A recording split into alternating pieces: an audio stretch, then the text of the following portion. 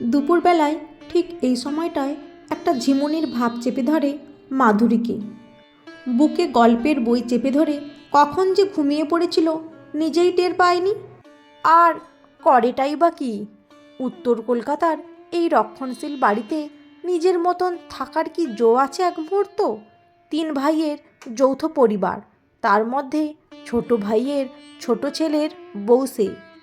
শ্বশুর জ্যাঠ শ্বশুরের সারাক্ষণ বংশ নিয়ে কথা শুনতে শুনতে তার প্রাণ ওষ্ঠাগত। একটু এদিক থেকে ওদিক হলেই, বৌমা তোমার বাড়ি থেকে কি কিছুই শিখিয়ে পাঠায়নি? আর যেন কোনো কথা নেই মুখে। এরপর তো আছে বাইরে বেরোনোর ব্যাপারেও নজরবন্দি। পাড়ার দোকানে গেলেও শুনতে হবে, কেন আমাদের রঘুকে বলতে পারলে না? তোমায় আবার যেতে হলো। রঘু মুকুজ্জে বাড়ির অনেক পুরনো দিনের কাজের লোক। এই ভাইদের ছোটবেলা থেকেই বলতে গেলে সে আছে। তারও বোধ হয় মাধবীর থেকে কিছু বেশি স্বাধীনতা ছিল এ বাড়িতে। বইগুলো সেই এনে দিত পার্থদার কাছ থেকে। পার্থ রায় মাধুরীর বড় জ্যাঠ শ্বশুরের মেয়ে লিমাকে পড়াতো। সেই থেকেই আলাপ। লিমা প্রায় তার সমবয়সী, 1-2 বছরের ছোট হবে। মাধুরী চুপ করে বসে পড়ানো শুনত। তাতেও কত সমস্যা। কেন একটা বাইরের ছেলের সামনে তাকে বসে থাকতে হবে? এত পড়াশোনা করে হবেটাই বা কী? তার থেকে সংসারে আর একটু বেশি মন আসা উচিত, ইত্যাদি ইত্যাদি। মাধুরী এই বাড়িতে এসেছিল বছর 3 আগে, 21 বছর বয়সে। গ্র্যাজুয়েশনের পরেই আরও পড়ার ইচ্ছা ছিল তার। এরা রাজিও হয়েছিল, কিন্তু পরে আর সেই কথা রাখেনি। জেঠিমতো একদিন বলেই বসলেন, মেয়েরা বেশি পড়লে নাকি তাদের মাথা খারাপ হওয়ার সম্ভাবনা থাকে। নামের মধ্যে একটু অনন্যতার ছোঁয়া থাকার সাথে সাথেই মাধুরীর মনটাও হাঁটত এই বাড়ির একদম বিপরীত পথে। স্বামী সৌমেন ও কিছু ব্যতিক্রম ছিল না। নিজের দরকার এবং রাতের বিশেষ কিছু মুহূর্ত ছাড়া তার আর মাধুরীর সাথে কোনো মনের আদান প্রদান ছিল না। বেচারি মাধুরীর এই গোটা বাড়িতে পার্থদা আর বই ছাড়া দ্বিতীয় কোনো সঙ্গী ছিল না। ঘুম ভাঙল তার নিজেরই ফোনে সেট করা অ্যালার্মে। কারণ রেডিওয় তার অতি প্রিয় একটি শো, তোমার আমার গল্প, প্রতি বুধবার হয় 2টো থেকে 4টে। এদের বাড়ির অভ্যেস অনুযায়ী প্রায় 4টের আগে মেয়েরা কেউ খেতে বসে না। তার আগে খিদে পেয়ে গেলে পেটে কিল মেরে বসে থাকা ছাড়া আর কোনো গতি নেই। এই রকম এক অলস দুপুরে জানালা দিয়ে রাস্তার দিকে তাকিয়ে থাকতে থাকতে বিরক্ত হয়ে রেডিওটা অন করেই এই আবিষ্কার। 2 ঘন্টার জমজমাট গল্প, কখনো তা রোমান্টিক, কখনো রহস্য, আবার কখনো ভৌতিক, কখনো বা অতি সাধারণ কাঠামোয় তৈরি গল্প। অনুষ্ঠানটির বৈচিত্র্যই ছিল মাধুরীর আকর্ষণের প্রধান কারণ। আজকের গল্পের নাম অচেনা মানুষ। চেনা মানুষ অবস্থা পরিপ্রেক্ষিতে যে অনেকটাই অচেনা অজানা হয়ে যেতে পারে, সহজ পটভূমিকায় তারই এক সাধারণ গল্প। যথারীতি আজকের গল্পটাও মাধুরীর খুবই ভালো লাগলো। আর গল্পের পাখায় ভর করে সেও যেন হারিয়ে গেল তার নিজের মনোজগতে। মনোজ আর টিয়ার এক হতে না পারার দুঃখের সাথে মিলেমিশে তারও নিজের কিছু স্মৃতির কথা মনে পড়ে গেল। এমনই হারিয়ে গিয়েছিল অনেক দূর। হঠাৎ মাধুরীর নিজের ডায়েরিটা কাছে নিয়ে একটু বসতে ইচ্ছা হলো। এক সময় বেশ ভালোই লেখার হাত ছিল তার। আজ অনেক দিন যাবৎ আর তাতে কোনো আঁচড় পড়েনি এই বাড়িতে আসার পর থেকেই। কিছুটা পরিবেশ আর উৎসাহ দেওয়ার লোকের অভাবের জন্যই বোধহয়।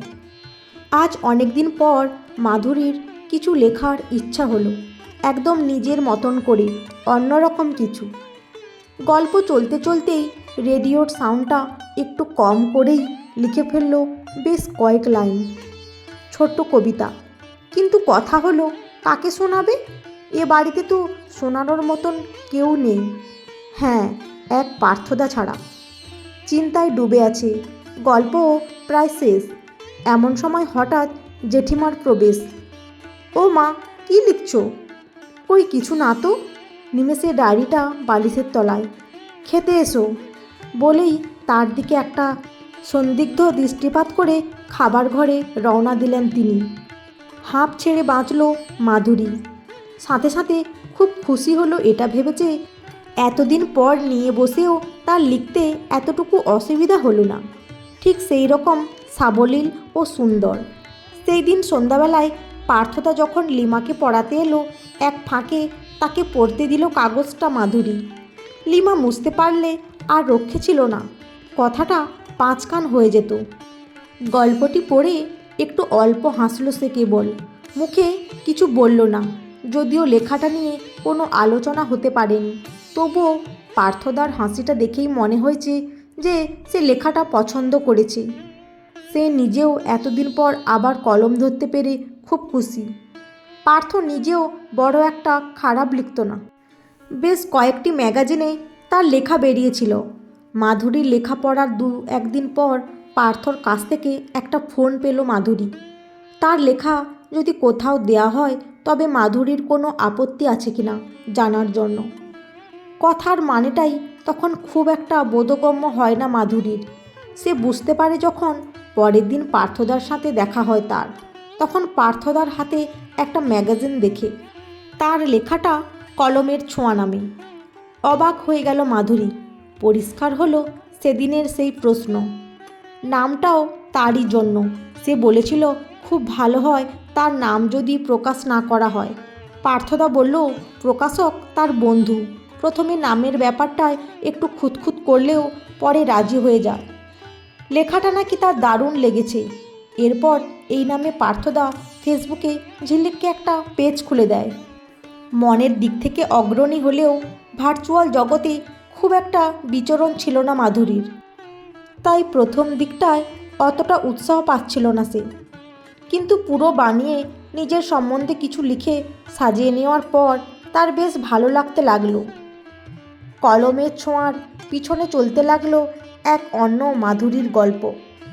একটার পর একটা ছবি সাজিয়ে, কখনো মিষ্টি প্রেম, কখনো বিচ্ছেদ, কখনো সেই ছোটবেলার কাহিনী ছড়াতে লাগলো তার বিস্তার।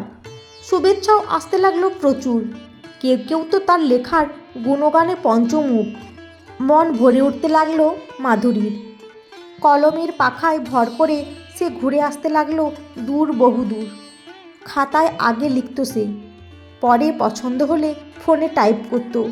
এমন চলার মাসখানেক পরে একদিন এমন এক ঘটনা ঘটল যা বাস্তবে ঘটবে বলে মাধুরী একদমই আশা করেনি। যদিও সে খুবই সাবধানতা অবলম্বন করত লেখার সময়।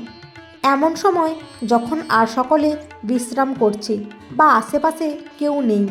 তাও একদিন মাধুরী তার গল্প তিয়াসের আত্মকথা যখন প্রায় শেষ করে এনেছে, পিছনে একটা গমগমে গলা বলে উঠল, এগুলো কি লিখছো বৌমা? সেদিনও দেখলাম কি লিখছো, আজও তাই। বলেই মাধুরী কিছু বোঝার আগেই তার হাত থেকে খাতাটা ছিনিয়ে নিলেন জেঠিমা। উল্টে পাল্টে খানিকক্ষণ দেখে চেঁচামেচিতে প্রায় সারা বাড়িকে মাধুরীর ঘরে এনে জড়ো করলেন তিনি। মাধুরীর চোখে তখন জল। পরিস্থিতির আকস্মিকতায় জবুথবু সে। কী করবে কি বলবে কিছুই বুঝে উঠতে পারছে না। প্রায় 4টা বাজে তখন। খাওয়া দাওয়া ভুলে সবাই তখন তার বিচার করতে বসেছে। কত প্রশ্ন যে উঠে আসতে লাগলো তার দিকে, তার কোনো ঠিক নেই। কবে থেকে এরকম চলছে, কি করে শুরু হলো, কে শেখালো, ইত্যাদি ইত্যাদি। মাধুরীর মনে হলো সে যেন লেখালেখি নয়, খুনই করেছে বুঝি গোটা কত। অবশেষে অনেক জল্পনা কল্পনার পর ঠিক হলো রাতে সকলে ঘরে ফিরুক, তখন এর বিচার হবে। এত বড় অন্যায় মুকুজ্জে বাড়িতে কিছুতেই ঘটতে দেওয়া যায় না। সন্ধ্যায় রঘুদাকে দিয়ে পার্থদাকে কোনো মতে নিজের ঘরে ডেকে পাঠিয়ে সব জানালো মাধুরী। বলতে বলতে প্রায় ফুঁপিয়ে কেঁদে উঠল মাধুরী। কেউ বোঝে না এই বাড়িতে তাকে, কেউ না। মনটা খুব খারাপ হয়ে গেল পার্থরও। কিছু একটা করতেই হয়।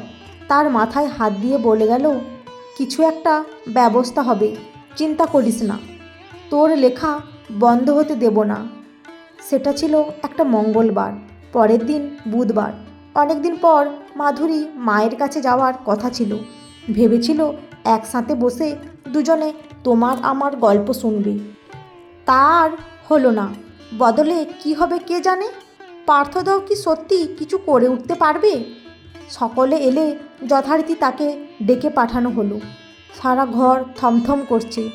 বড় কর্তা জিজ্ঞাসা করলেন, এই বুদ্ধি বা সাহস কোথা থেকে হলো তার? বাড়ির বউ লিখছে, তা আবার কোথাও নাকি ছাপাও হচ্ছে।